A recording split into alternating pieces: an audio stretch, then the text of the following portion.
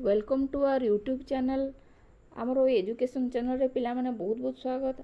आज पाठ है आमर रेखाखंडर दैर्घ्य मापिबा। ताहेले पिला माने आग प्रथम आम जानिबा रेखाखंड विषय रे।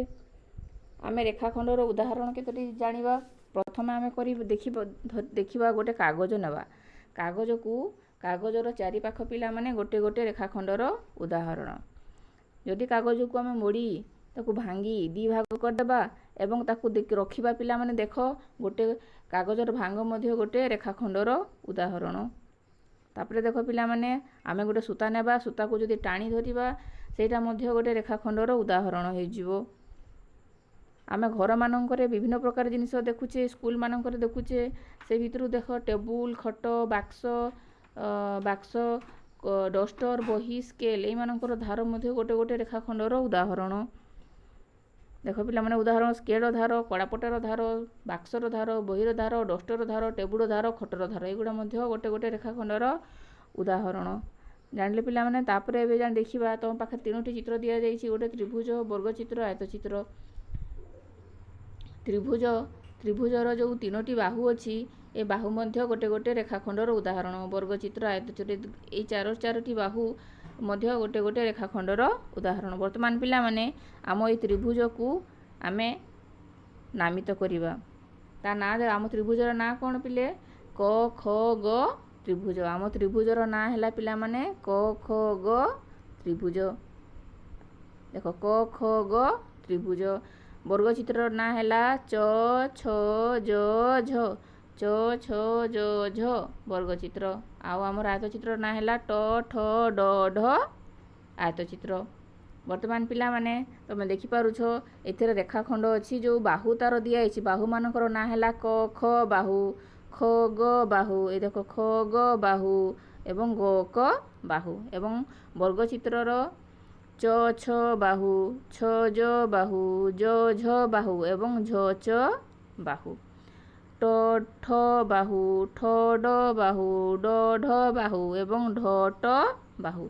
ए बाहु गुड़ा मध्य गोटे गोटे रेखाखंडर उदाहरण। एबे वर्तमान चालो पिला माने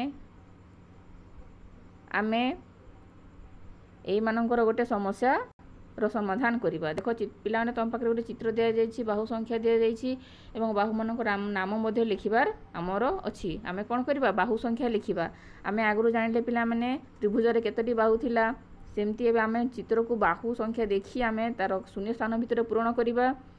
हमर हैला क ख बाहु 1, ख ग बाहु 2, ग क बाहु 3। हमर बाहु संख्या हैला 3। बाहु मानकर नाम क ख, ख ग एवं ग क। क ख बाहु,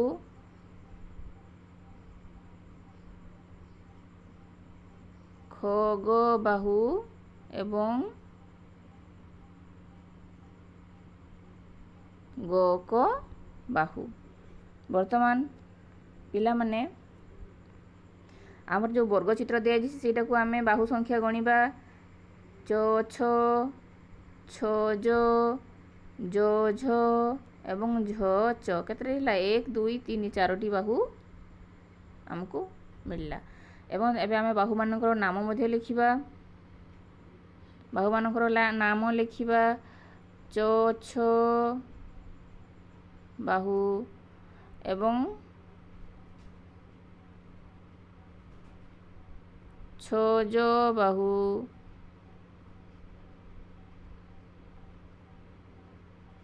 ज झ बाहु एवं झ च बाहु।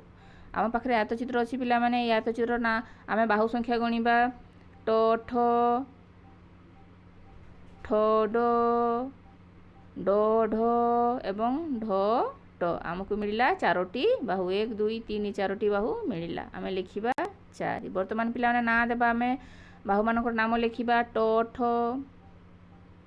ट ठ बाहु, ठ ड बाहु,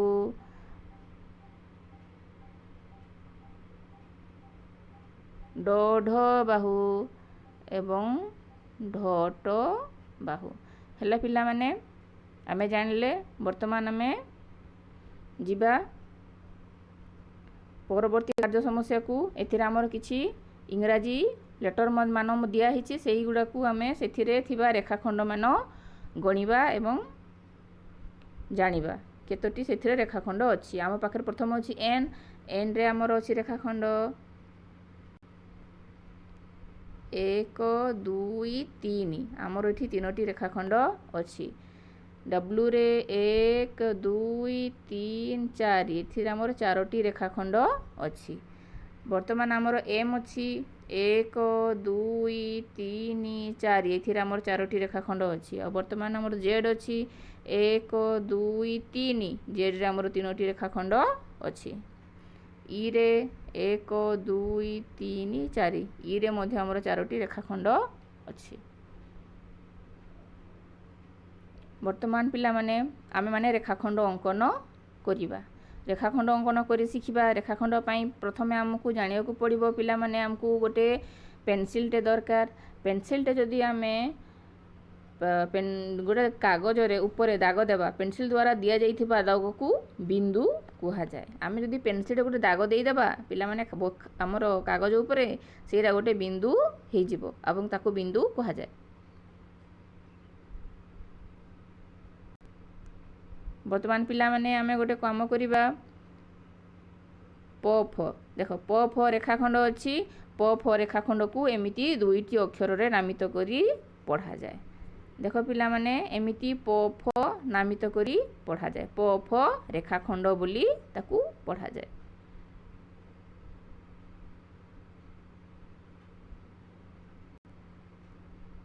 रेखाखंड अंकन पई पिला माने आमे प्रथमे कोन करिबा आमे कागज ऊपर दुईटी बिंदु नेबा। गोटे बिंदु नेबा क ता नाम आमे क देबा एवं अल्प दूर रे गोटे बिंदु देबा ता ना देबा आमे ख। वर्तमान आमे ताकू स्केल सहाय्य रे दुईटी बिंदु को आमे जोग कर देबा। देखो पिला माने एठी हमर 11 टाणी आमे स्केल सहाय्य रे 11 टाणी जोग करछे एवं आमे रेखाखंड रो ना देइछे क ख। हमकु जो क ख को संयोग करी कि जो नूतन जिनिसटा मिलिला सेटा पिला माने हमर हेइ गला क ख रेखाखंड। क ख रेखाखंड। वर्तमान देखो हमर जो क ख आमे नूतन बिंदु पाइथिले एवं क ख द्वारा आमे जो रेखाखंडटी पाइथिले से रेखाखंड विषय जानिबा। हमर जेउ बिंदुरु आमे आरंभ करथिले जेउ बिंदुरु आरंभ करिथिले एई बिंदुर ना हैला प्रारंभ बिंदु। एई बिंदुर ना हैला प्रारंभ बिंदु बा आद्य बिंदु एवं ख बिंदु रे जोठी हमर रेखाखंडटी शेष होई जाइथिला से बिंदुर ना हैला शेष बिंदु बा प्रांत बिंदु। पिला माने आमे रेखाखंड अंकन करिला बेडकू सबबेडे जानिबा आमे स्केल रो गोटे व्यवहार करिबा। स्केल न हेले आमे रेखाखंड अंकन करि परिबा नाही। ताहले देखिबा पिला माने रेखाखंड रे स्केल रो दुई पाखरे गार दिया जाई था एवं संख्या मध्ये लेखा जाई था। गोटे पाखरे दूर रे थाए एवं गोटे पाखरे अल्प अल्प किछि बाटरे गार गुडा दिया जाई था। देखो पिला माने आमे स्केल विषय जानिबा एवं व्यवहार करिबा। प्रत्येक रेखाखंडर निर्दिष्ट दैर्घ्य रहिछि। प्रत्येक रेखाखंडर निर्दिष्ट दैर्घ्य रहिछि एवं प्रति बड़ भागर दैर्घ्य 1 सेंटीमीटर। प्रति बड़ भागर दैर्घ्य एटा देखो तार दूरता हैला 1 सेंटीमीटर। एटा 1 सेंटीमीटर एटा 1 सेंटीमीटर। रेखाखंडर दैर्घ्य मापिबा। बिंदु दुई प्रांत बिंदु मध्य थिबा क्षुद्रतम दूरता को रेखाखंड कुहा जाए। रेखाखंडर दैर्घ्य को स्केल थिबा दाग 0 रु आरंभ करा जाए। पिला माने देखो एई 0 रु आरंभ करा जाए। केबे मध्य स्केल रो एई पाखरु आरंभ करा जाए नाही। वर्तमान देखो आमे जो व्यवहार करूछे पिला माने स्केल सेथिरे गोटे सेंटीमीटर अछि एवं गोटे इंच रो अछि। मु कहिथिली स्केल रो दी पाखरे दाग दिया जाई था एवं संख्या मध्ये लेखा जाई था। एइति देखो पिला माने संख्या गुडा को दूर रे सबु अछि। ए देखो तार दूरता देखो आ एथिरे पाखरे सबु अछि। এই ଯେଉଁ ପାଖରେ ପାଖରେ ଯେଉଁ ଦିଆଯାଇଛି ପିଲାମାନେ, ଏଇଟା ହେଲା ସେଣ୍ଟିମିଟର। ଆମକୁ ଏଇ ସେଣ୍ଟିମିଟର ଦ୍ୱାରା ଆମେ ରେଖାଖଣ୍ଡକୁ ମାପିବା। ଏବଂ ଏଇ ଯେଉଁ ଦୂରରେ ଦୂରରେ ଯେଉଁ ଅଛି ପିଲାମାନେ ଦେଖିପାରୁଛ, ଏଇଟା ହେଲା ଇଞ୍ଚ। ଏଥିରେ ଆମେ ରେଖାଖଣ୍ଡ ମାପିବା ନାହିଁ, ଏଇ ସେଣ୍ଟିମିଟରରେ ରେଖାଖଣ୍ଡ ମାପିବା। ବର୍ତ୍ତମାନ ଦେଖିବା ପିଲାମାନେ, ଆମେ ଗୋଟିଏ ଗାର ଟାଣିବା। ଗାର ଟାଣିଲା ପରେ ଆମେ ଏଇଟା ଗାର ଟାଣିଛେ ଏବଂ ତା ନାମ ଦେଇଛେ କ ଖ ରେଖାଖଣ୍ଡ। ବର୍ତ୍ତମାନ ଆମେ ତାକୁ ସ୍କେଲ ସାହାଯ୍ୟରେ ମାପିବା। ଆମେ ତାର ଏଇ ଶୂନ ମୁଁ କହିଥିଲି ଏଇ ଶୂନରୁ ଆରମ୍ଭ ହେବ, ଏଇ ଶୂନରୁ ଆରମ୍ଭ କରିବା। ତାହେଲେ ଶୂନରୁ ଆରମ୍ଭ କଲେ ଠିକ୍ ତାର ରେଖାଖଣ୍ଡଟି କେଉଁ ଜାଗାରେ ଯାଇ ସମାପ୍ତ ହେଲା ପିଲାମାନେ, ସେଥିରେ ସଂଖ୍ୟା କେତେ ଦିଆଯାଇଛି? ସେଥିରେ 8 ଦିଆଯାଇଛି। ତ ବର୍ତ୍ତମାନ ଏଇ ରେଖାଖଣ୍ଡର ଦୈର୍ଘ୍ୟ ହେଲା 8 ସେଣ୍ଟିମିଟର ଏବଂ ତାକୁ ଆମେ ସଂକ୍ଷିପ୍ତ ରୂପରେ ଲେଖିବା 8 ସେମି ବା 8 ସେଣ୍ଟିମିଟର।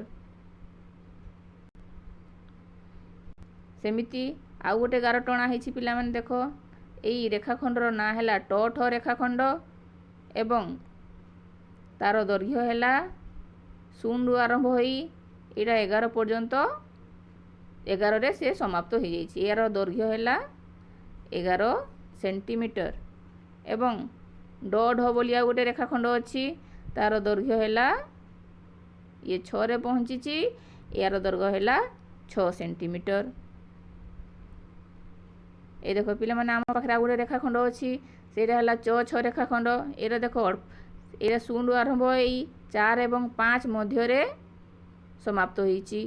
ଏହାର ଦୈର୍ଘ୍ୟ ହେଲା, ଏଇ ଯେଉଁ ଦୁଇ ରେଖାଖଣ୍ଡ ବଡ଼ ବଡ଼ ଦାଗ ମଧ୍ୟ ଭିତରେ ପିଲାମାନେ ଛୋଟ ଛୋଟ ଦାଗ ଗୁଡ଼ା ଅଛି, ସେଥିରେ 10ଟି ଛୋଟ ଛୋଟ ଗାର ଦିଆଯାଇଛି ଏବଂ ସେଥିରେ ସେଇଟାକୁ ଗଣିକି ଆମକୁ ତାର ସେଣ୍ଟିମିଟର କେତେ ଦୈର୍ଘ୍ୟ ତାର ଆମକୁ ଦୈର୍ଘ୍ୟ ମାପିବାର ଅଛି। କ'ଣ କରିବା ପିଲାମାନେ, 4 ହେଲା, 4 ପହଞ୍ଚିଲା ପରେ ସେ 5 ମଝିରେ ଅଛି, ମାନେ 4 ପରେ ଆମକୁ ଗଣିବାକୁ ପଡ଼ିବ କେତୋଟି ଗାର।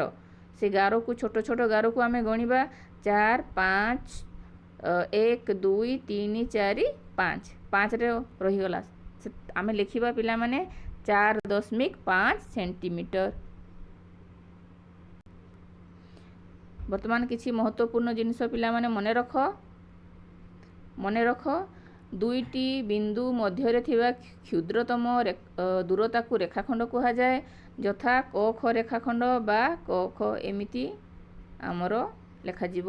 ରେଖାଖଣ୍ଡର କୌଣସି ଦିଗରେ ତୀର ଚିହ୍ନ ନଥାଏ। ରେଖାଖଣ୍ଡର, ତମେ ଦେଖିଲ ପିଲାମାନେ, ରେଖାଖଣ୍ଡର ତୀର ଚିହ୍ନ ନଥିଲା, ରେଖାଖଣ୍ଡର କୌଣସି ଦିଗରେ ତୀର ଚିହ୍ନ ନଥାଏ। ରେଖାଖଣ୍ଡକୁ ଦୁଇଟି ଅକ୍ଷରରେ ନାମିତ କରାଯାଏ। ଆମେ ଜାଣିଲେ ପିଲାମାନେ, ରେଖାଖଣ୍ଡକୁ କେମିତି ନାଁ ଦେଇକି ଆମେ ପଢ଼ୁଥିଲେ, ରେଖାଖଣ୍ଡକୁ ଦୁଇଟି ଅକ୍ଷରରେ ନାମିତ କରି ପଢ଼ାଯାଏ। ରେଖାଖଣ୍ଡର ଗୋଟିଏ ଆଦ୍ୟ ବିନ୍ଦୁ ଓ ଗୋଟିଏ ପ୍ରାନ୍ତ ବିନ୍ଦୁ ଥାଏ। ରେଖାଖଣ୍ଡର ଦୈର୍ଘ୍ୟ ତାର ପ୍ରାନ୍ତ ବିନ୍ଦୁ ଦ୍ୱୟ, ଆଦ୍ୟ ଏବଂ ପ୍ରାନ୍ତ ବିନ୍ଦୁ ମଧ୍ୟରେ ଦୂରତା ସହ ସମାନ। ରେଖାଖଣ୍ଡକୁ ସ୍କେଲ ସାହାଯ୍ୟରେ ମପାଯାଏ।